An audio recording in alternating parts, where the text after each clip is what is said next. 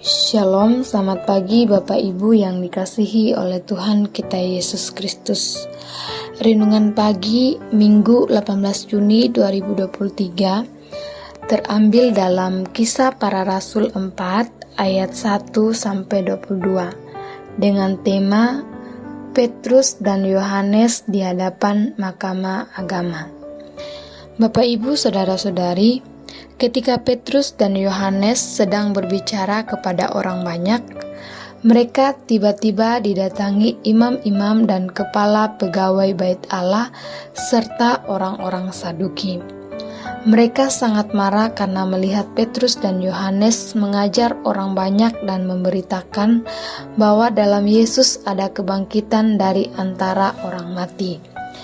Orang-orang yang mendengar ajaran itu banyak yang menjadi percaya, sehingga jumlah mereka menjadi kira-kira 5.000 orang laki-laki.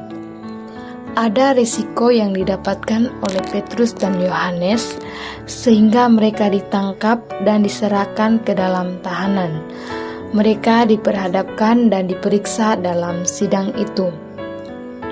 Dalam ayat 13 mengatakan bahwa ketika dalam sidang itu melihat keberanian Petrus dan Yohanes dan mengetahui bahwa keduanya orang biasa yang tidak terpelajar, heranlah mereka dan mereka mengenal keduanya sebagai pengikut Yesus.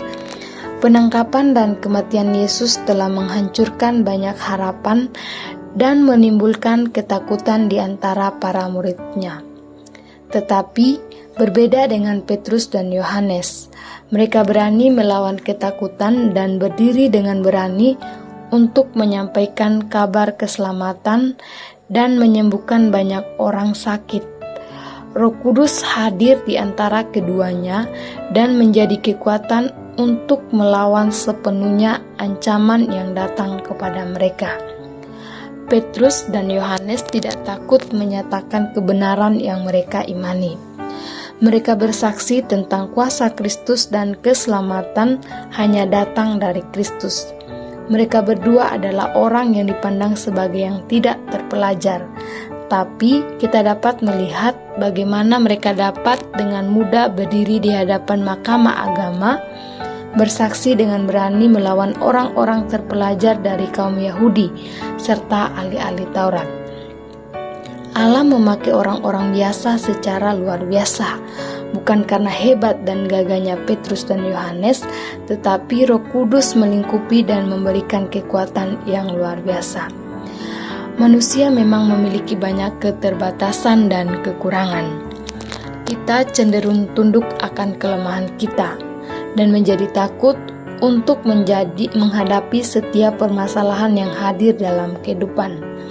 Sebagai orang percaya, kita memang tidak akan pernah luput dari banyak permasalahan, tetapi kita dikaruniakan Roh Kudus yang hidup di dalam hati kita.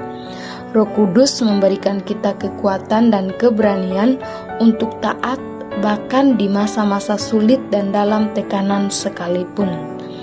Janji Tuhan kepada kita untuk memberikan Roh Kudus hadir di tengah-tengah kita menjadi sesuatu kekuatan baru yang menguatkan kita. Roh Kudus memberikan semangat pembaharuan melawan ketakutan dalam diri. Janji Tuhan senantiasa menjadi penguat di setiap kondisi kehidupan kita. Renungan hari ini juga mengajarkan kita bagaimana menjadi pewarta keselamatan Allah untuk orang-orang yang ada di sekitar kita. Amin. Tuhan Yesus memberkati.